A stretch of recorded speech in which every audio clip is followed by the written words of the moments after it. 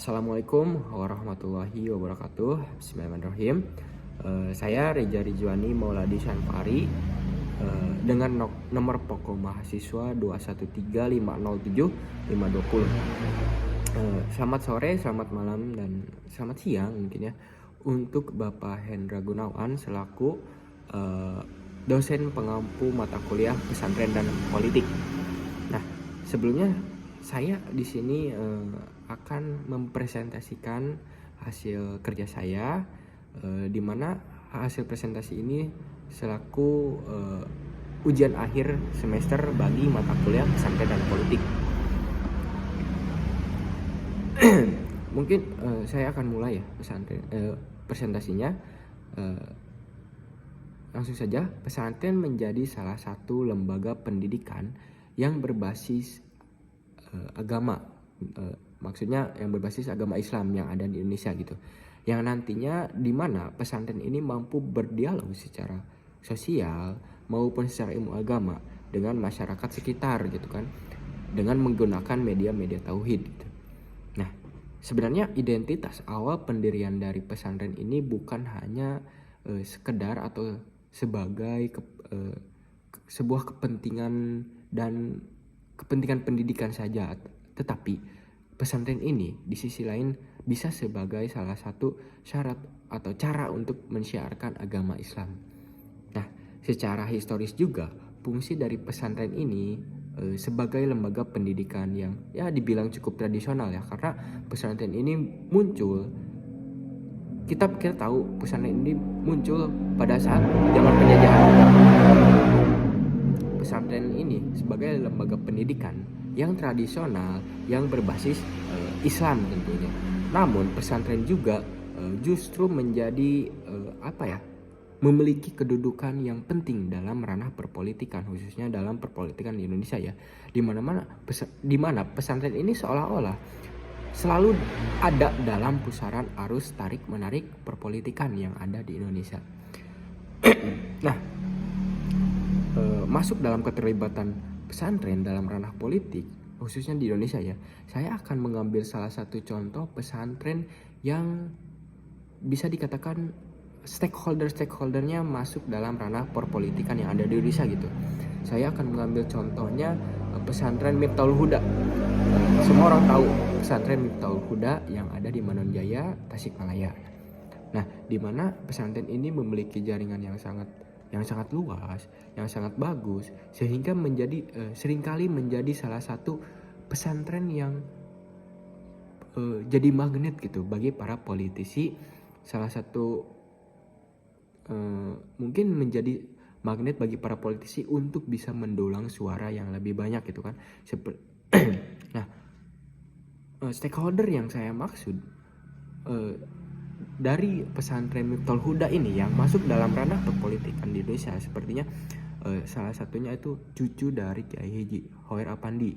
Ya, Kiai Haji Hoer Apandi merupakan salah satu pendiri dari pesantren Miftahul Huda ini. Nah, yang kedua itu ada anak ketiga dari Kiai Haji Hoer Apandi, yaitu Kiai Haji Asep Ahmad Mawasul Apandi. Beliau juga masuk dalam ranah perpolitikan di Indonesia, yang merupakan stakeholder juga dari pesantren Miftahul Huda gitu. Nah,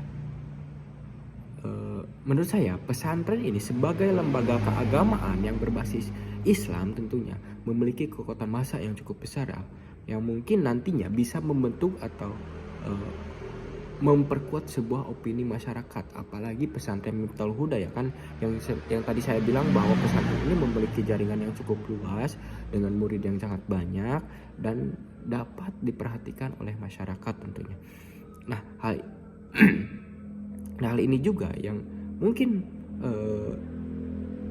bagi para politisi untuk memanfaatkan sebuah kekuatan massa untuk memperkuat ataupun membuat sebuah opini bagi masyarakat gitu. Nah, selanjutnya tantangan bagi para politisi yang ingin masuk dalam ranah pesantren dalam berpolitik gitu kan. Dimana jika bayangkan gimana jika di sebuah pesantren bahkan tiap orang, santri, guru-gurunya, kiainya, berbeda pendapat atau memiliki berbagai macam pandangan praktik politik yang berbeda tentunya, seperti pandangan yang terpengaruh budaya. Nah, kenapa pandangan yang terpengaruh budaya?